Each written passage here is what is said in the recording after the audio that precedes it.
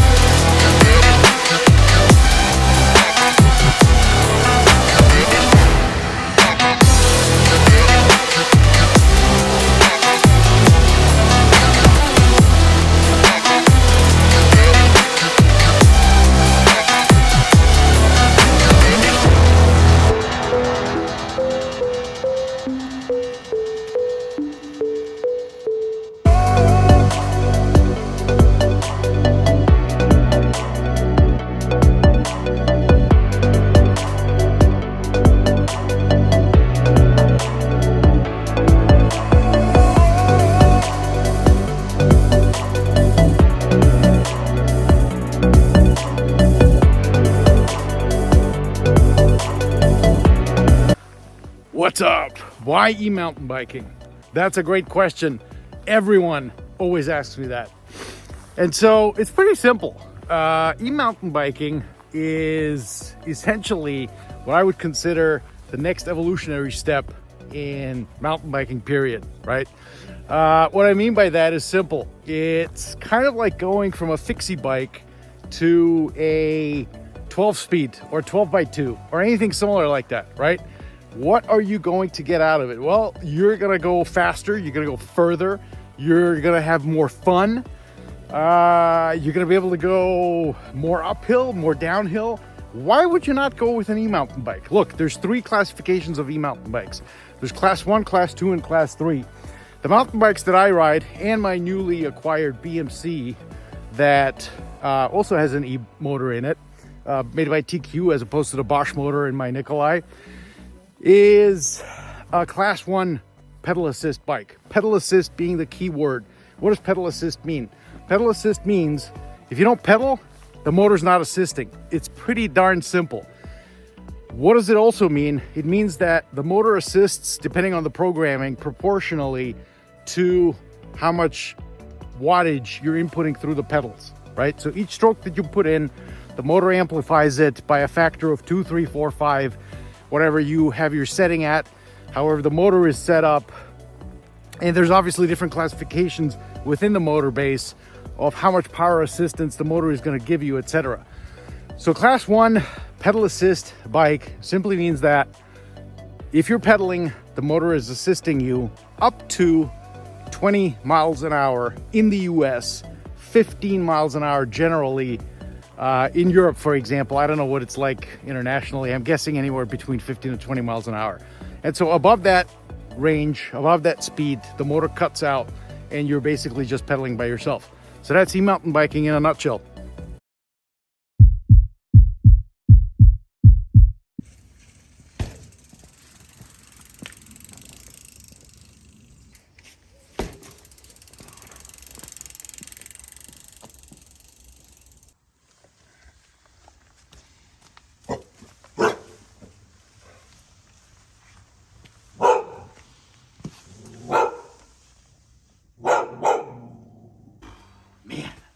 They're awesome right behind us. You're probably thinking, what the heck is Danny K, your lovable host, up to right now? Well, I just got back from a cool mountain bike ride, and not just any mountain bike ride. I came back from an mountain bike ride. No, I'm not sponsored by POC. Wish I was. Hey, maybe, you know. But you're probably thinking, what does mountain biking have to do with high-end audio and or the content on my channel? As it turns out, quite a bit actually. So let's kind of dive right into it. First of all, high-end audio and mountain biking, or let's call it high-end mountain biking, are more similar than they're dissimilar. They both are niche industries within a larger scope of an industry. So you've got the cycling industry, which is like a multi-billion-dollar industry. And cycling mostly is, when you refer to cycling to like the normal person out on the street, they mostly think of like commuter bikes. I mean, that's what the bulk of bike sales are. Then you've got, you know, racing bikes, right? Then you've got your, you know, typical mountain bikes. And of course there you have, you know, the big name brands, Trek, Specialized, you know, Cannondale, of course. And many of those obviously cross over into like mainstream cycling as well. So you can get a commuter bike from Trek, for example, or from Specialized. You can get a race bike from Specialized. And you can also get a killer e-mountain bike or a killer high-end non-e-assist mountain bike, right? And price ranges vary dramatically. You know, Trek sells bikes anywhere from probably $2,000, I would think, somewhere around there, just under $2,000 maybe, all the way up to, if you want to get like one of the fully tricked out carbon made in China / Taiwan, you know, high-end bikes, you'll probably drop 13, 14, 15K on that, right? Now, we've obviously not reached crazy high-end audio realms here as far as pricing is concerned, but hey, you know, who knows? Who knows what the future holds? Which brings me to the niche market within the mountain bike or cycling sphere, right? Which is sort of similar to when you look at the audio industry, right? It's a multi-billion-dollar industry, but then you look at high-end audio, or what we call, you know, our kind of like enthusiast audio, and that's a tiny fraction of the audio industry in general.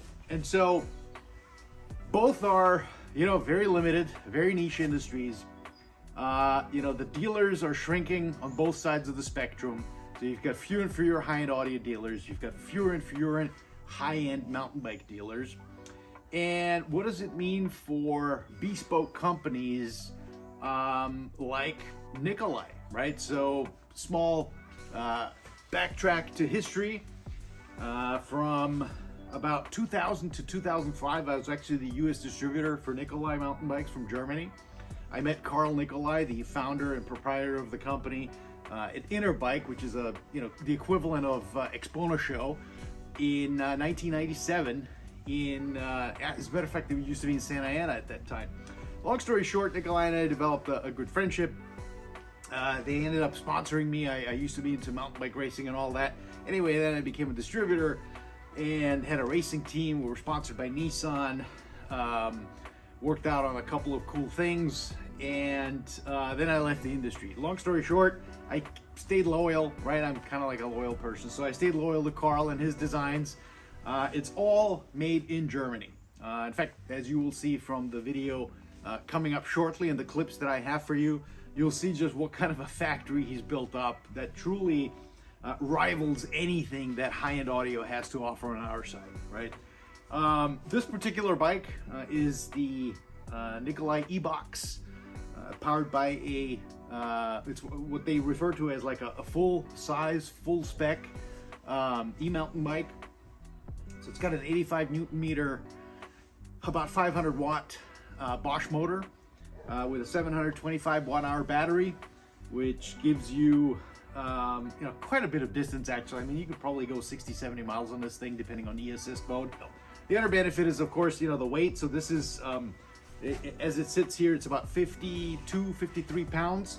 It gives you just this incredible confidence when you're going downhill, right? Spec-wise, so it's a full SRAM drivetrain, SRAM axis, rear derailleur, SRAM axis seat post that obviously you can raise and lower electrically, electronically. Full EXT suspension front and rear. Travel is about 165 mil. And I used to race and ride on Fox for, gosh, eons. And finally I made the switch to EXT, which is a super specialized high-end bespoke Italian suspension manufacturer. They do things for like off-road cars, rallies, etc., trucks. And they started getting into high-end mountain biking a couple of years ago. Best suspension I've ever had. You can definitely notice a tremendous difference on this bike and compared to a Fox equipped bike. And so anyway, yeah, pretty cool stuff. Stay tuned for the factory tour and my conversation with Karl. Thanks for tuning in, guys.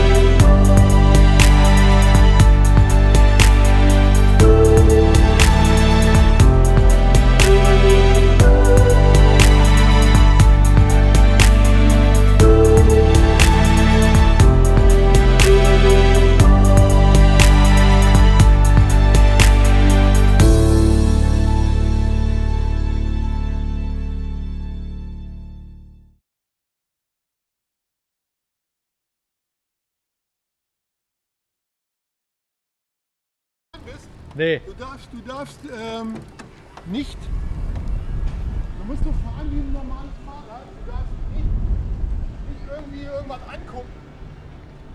Du musst so tun, als bist du auf dem normalen Rad.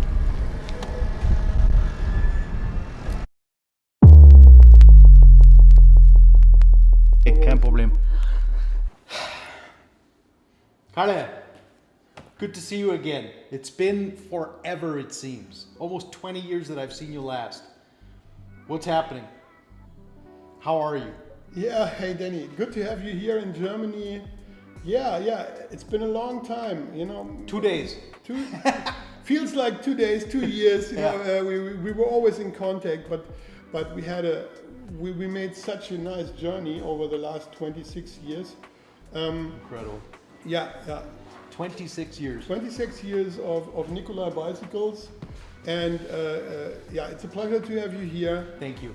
And yeah, where do we start? I mean, I have tons of stuff to tell you. We just did a factory tour.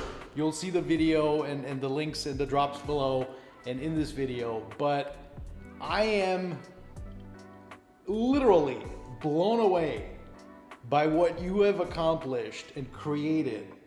This entire factory, 35 people working here, building the most incredible mountain bikes. How did it all begin? Who is Kalle? Yeah, hello everybody. My name is Karl Nicolai. I'm an engineer. I'm a passionate engineer about everything what is fast and has two wheels. Mountain bikes and electric mountain bikes it's one of my passions. And yeah, we started 26 years ago in a double garage in the house of my parents with a welding machine and a turning lathe. And now we are here having all the equipment to machine these beautiful products. And yeah, Made in Germany. Made in Germany. In Elze. Yeah. Not in China, not in Taiwan, in Germany. Deutsche Handarbeit. That's incredible. How, there's so much to talk about, right? Obviously, we can't talk about everything. Let's pick a couple of subjects to discuss. In today's climate, where it seems like, when you and I met in 1997, Santa Cruz, Turner, Intense, Jeff Steber, Foes, remember Foes? I think obviously Santa Cruz became giant, right? Literally giant, because I think they're owned by Giant, or Giant bought. No, I think they're owned by Pon now, but that was always not our target. Not to be, we are jewelry. Yeah, Yeah. We are very passionate about our manufacturing. If you buy a Nicolai, you buy a handmade shoe. Yeah, and you have something what will work for decades. Yeah, it's not Vogue. It's a piece, craftsmanship. It's we are passionate about every single detail of the product. So that's, you can compare it a little bit to like a tailor-made suit, a leather shoe, or a nice watch made in Switzerland. Yeah. Mm-hmm.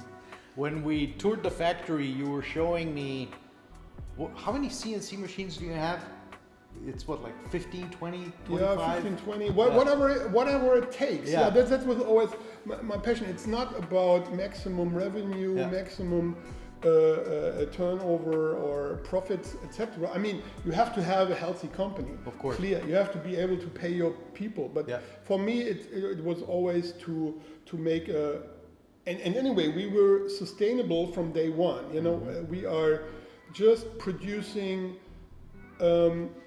products who can be reused, recycled. Circular economy is for us existent since day one. We make all our products are made from high-end aluminum, and carbon is a nice material, but it's not ours. it's the opposite of sustainable. So we are that metal, yeah, and we are. That's always also our motto. Beside our logo is Nicolai is full metal, yeah, and built to last forever, and always. You know what I say. You know, people who typically buy a Nicolai, they are also busy. They have their job, etc. But a Nicolai should always bring you a smile upon your lips when you walk by, or when you find the 2 hours in your week to go on your home trail. Yeah. You brought up an interesting topic, which is, of course, you know, the whole sustainability. I mean, you can say you're a pioneer, right? In that, because everybody that I know has switched to carbon a long time ago, right? I mean, maybe the entry-level bikes are still made out of aluminum, but I think high-end bikes, everybody's with carbon fiber, and you have stuck with aluminum. Is there a specific reason why you did that? Yeah, sustainability we talked about, that's one reason, but the other thing is also a kind of how it performs under overload, yeah, and how the robustness is. And by the way, today, even in World Cup Enduro and downhill series, top teams going back to aluminum, also because of that characteristics. Interesting. So overload characteristic, when you really are in a bike park and you stumble and you fall down and the frame is crashing to a tree, our aluminum frames have that overload capacity. And if it's not bended, and if you do not see any breakage, then you can use it. You can use it further. Carbon fiber frames have really problems with it. You cannot see the damages, yeah, and then the damages will occur when you don't want it. Suddenly they will maybe break half a year later. But that's very boring, tiny topics. Yeah, it is. There's much bigger stuff to talk about. Yeah, that's the Nicolai products are precisely made with. But still lightweight, you know, we are not heavy tanks, you know, still very lightweight and precisely made, and also bearings, sealings, everything is designed and made to last way longer than other products. I would say, you know, really under hardcore riding, a typical bike frame lasts 1 season. Maybe good bike frames last 2 seasons. Yeah, I would rather say our G1 Enduro downhill rig 4 seasons, no problem.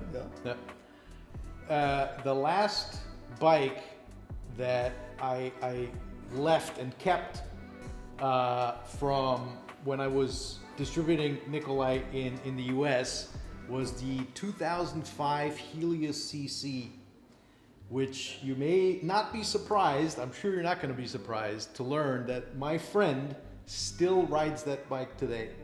And it is, 2022 as we're filming, almost 2023. It's been serviced and it still rides. Yeah, that's no problem. That's sustainability. It's not that it's not about, at first, it's all about to have products who can last forever, what you can give your son and your nephew to ride. And we have also many customers coming after 10 years, I want a new paint job on this bike, things like that, and due to the fact that we have everything in-house, no problem. Interesting topic segue, in-house. You make literally every component from a Nicolai frame in-house. Yes, we do not make bolts. Yeah, sure. But every critical part is made on our CNC machine. We have CNC lathes, we have robot welding, we have manual welders, we have all kind of high-class CNC machines, and everything what is important to us we have in our own hands. And then you know that old spelling, if you do something on your own, you will not be disappointed. Yeah? Of course. So that's why it came. You know? Yeah. And with all these problems others have today, we don't have that problem. We have short lead times. We purchase our aluminum 2 times a year. We do not need to do reshoring because we never went offshore. Yeah? That's interesting. Yeah. That's we are really in quiet water there. Yeah. Vertically integrated manufacturing, basically. Outside of the obviously the forks and the gears and suspension parts and all that, everything else is made in-house. You made an interesting comment when we were walking around that through making everything in-house, it allowed you to learn on the fly about process improvements. Yeah, absolutely.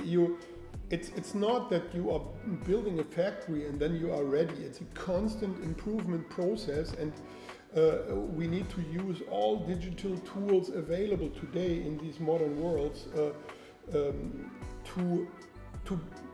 to be better, to improve yourself. Everything is, if there are many very small companies, they are seeing manufacturing and handmade things as a religion, yeah? And then they say, hey, if I do something with my hand, it's better than something what a machine has done. That's not true, yeah? A machine can do things much more precisely than you are a human being on a manual machine. Yeah. But what we say is you need to have it around you, and you need to put in that extra love of a human being in combination with a modern tool and a modern machinery, and then the outcome is outstanding. One thing that also comes through when you walk through the factory is, you mentioned extra love just now. Your little aluminum parts, they're called extra love. The stuff that you can customize the bike with. You can get a Nicolai in any size, in any color. How do you do it? Yeah, that's another advantage when you have your own production and your own toolings and jigs. We have our engineering guys over there. Yeah, you have seen that. We had a Saturn frame for a New York customer.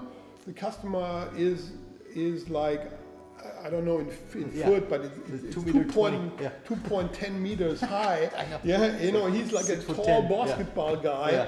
And so then he gets a triple XL bike from us, and no other company on the planet is able to do that. That's and that's also one key thing. This guy from New York, he can contact us, and this digital world of today. It feels like he's just around the corner. You can make a video conference with him, and that's very important for us. We are touchable. We are touchable. You can see our phone numbers on our website. You can see the picture of the guy picking up the phone. We are real. That's very important for us. Even if you live in LA, you give us a phone call, and then we are set. We are touchable. We are not, and this is really the opposite from many parts of the digital world. We are the shop next door, maybe by accident in Germany, but we are close and touchable. You are almost the local coffee shop anywhere in the world. That's a point. That's one of what we want to be. We want to be the local coffee shop, and everybody. We are living in tough times. We have war in Ukraine. We have this and that. Political extremes. Everybody has to work very hard for their money. But then you have these 2 hours in your week where your wives give you a free time and you can go ride your bicycle. And then why? And then you think about why is this that, and why should can I get this or that, and somebody needs to be there for you. And that's normally the bike shop next door. But when it comes to your special wishes, if you are a tall basketball guy, the bicycle dealer next door cannot serve you. Yeah. But there we are there for you. That's also one of our mottos. Yeah, we are close. Yeah. Close even in this global world. Yeah. Giant sizes from extra small to extra large. The bike world over the last 25 years has changed tremendously, I would say. I think on one hand, if you split it up into like the technology piece and the distribution piece, I think both have seen an explosion of changes, right? On the technology side, you know, we now have e-bikes, right? Which are de facto, anybody has an e-bike now. Anybody has an e-bike with the caveat that if you go to another brand, you wait a year and a half for an e-bike. If you go to Kalle, you order it today and you can have it in, 3 months. 3 months, yeah. Exactly. From a distribution point, bike shops are disappearing, right? And it's becoming more and more difficult as a bike shop owner to set yourself apart, right? How do you view your relationship from Nicolai to the customer? Do you feel that you need to have close contact with a customer? Or do you feel that with the presence that you guys have at the race circuits, I mean, talk to us a little bit about that. How do you view that partnership? That's a very important part. Looking at the dealers and the bike shops. I think today we have to divide into two different types of shops. One is really the shop, and the shop is basically just moving boxes. Yeah, mm-hmm. They want to maximize the amount of sold bikes, etc. And maybe they have a very small workshop in the back where they do a little bit of service, and if you want to make a service appointment, you have to wait for 2 months. Mm-hmm. Really that's what we do not want to work with these guys. Yeah, mm-hmm. But on the other hand, you have these small shops who focus on service, mm-hmm. maintenance, and repair, mm-hmm. and these are very important. And that's a part of a benefit where what the customer really needs, no matter what bike brand he owns. Yeah, mm-hmm. and we work a lot with these kind of shops, mm-hmm. who are there for the customers. Yeah. Mm-hmm. On the other hand, the Nicolai customer, because we are offering that. I mean, these complex. It's pretty complex if you want a tailor-made frame, and you do not want to have that communication channel over a guy who has no clue from frame geometry. So basically, our typical customer want to talk to us directly, mm-hmm. And that service costs money. That we have a bunch of people serving customers with technical questions by email in a fast manner, mm-hmm. and that's why we are. We were forced mm-hmm. by the market mm-hmm. to be direct, but we are not just direct. We have many of these small dealers who we work together with, and they are also happy with our product because they are so long lasting and mm-hmm. easy to maintain, mm-hmm. things like that. Mm-hmm. And I think it's going more and more in that direction, that you have these small shops, high skills, maintenance focused, and the big discounters, moving boxes. Yeah. Pivoting over to the technology piece, man. I remember 1997 Interbike Nicolai Lambda, right? And where are we today? Wow, right? I mean, you've got G-Box, you've got EBOXX, from your perspective, what's been happening? Yeah, that's another. I'm a passionate engineer, and also we do invest, and we have other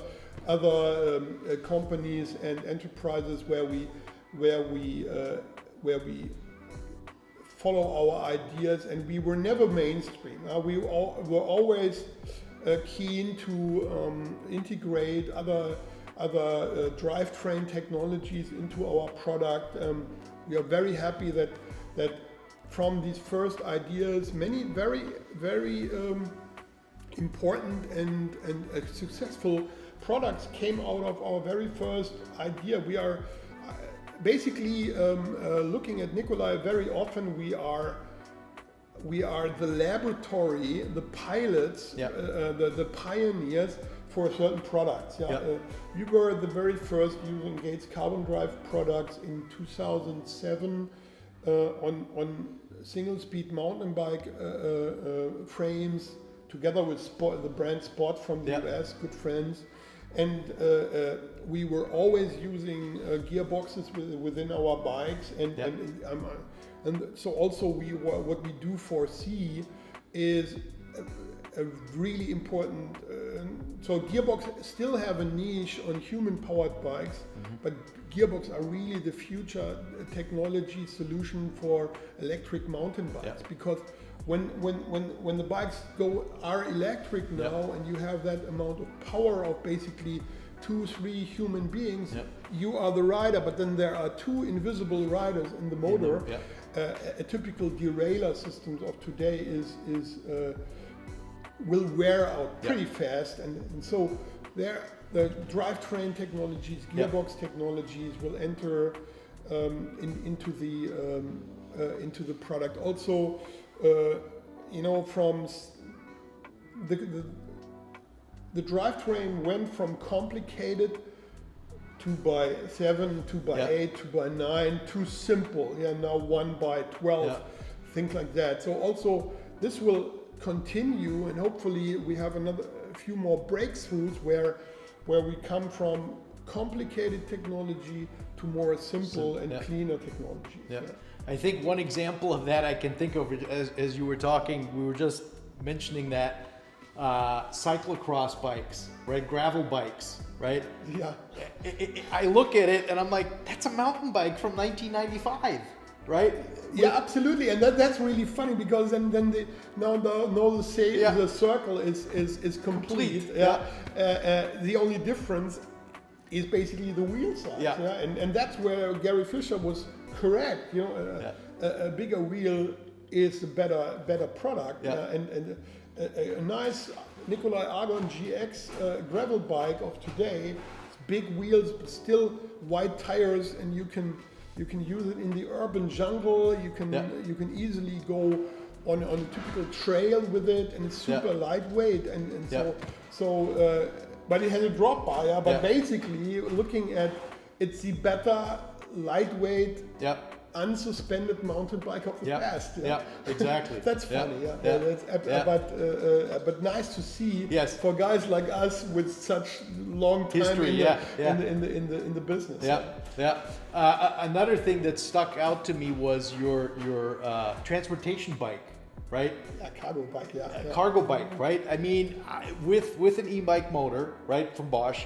And we were joking. You were like, you throw a couple of, if you're a beer guy or a pizza delivery guy, or you have kids, you put the kids in there. I even saw one that has a setup for 3 kids. I mean, crazy, right? I guess that's now evolving too. I mean, a bicycle in general is such a great product. You have. It makes you fit, and you can move from A to B, and it gives so many answers of the problems of today, and it gives.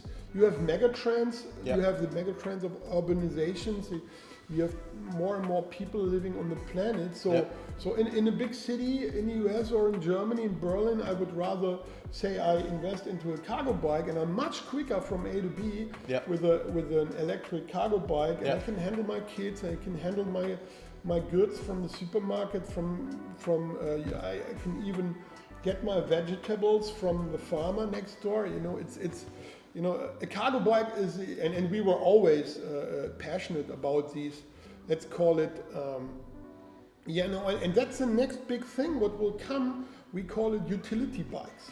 There will be much more utility bikes on the planet, and we do not need cars for everything. Yeah.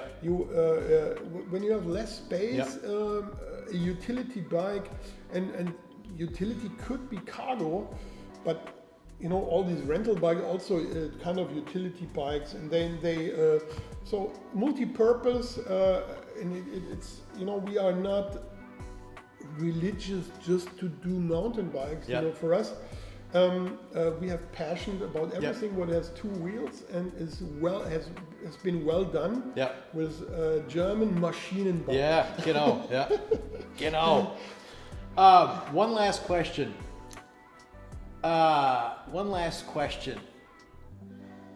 How do you, Kalle, come up with a new idea and turn it into reality? How does that happen? What's the process? The idea, it's easy. The idea, everybody has ideas, but ideas are just ideas. And it's the, I could never ever imagine that I got so far, with now so many people, all the machines I ever wished, and that it's the consistency and the focus and the passion and the extra love. And still have glue under your shoes, stay on the ground, don't lift up, and that's where we then also one next thing will be the light electric vehicle above the human powered bicycle and below the car, and also we are very passionate about these products, but these at the moment are still very rare and barely existent on the whole planet, and this idea is in my head since 7 years, and I'm not ready yet, and you need that consistency to constantly work on it, and you have drawbacks,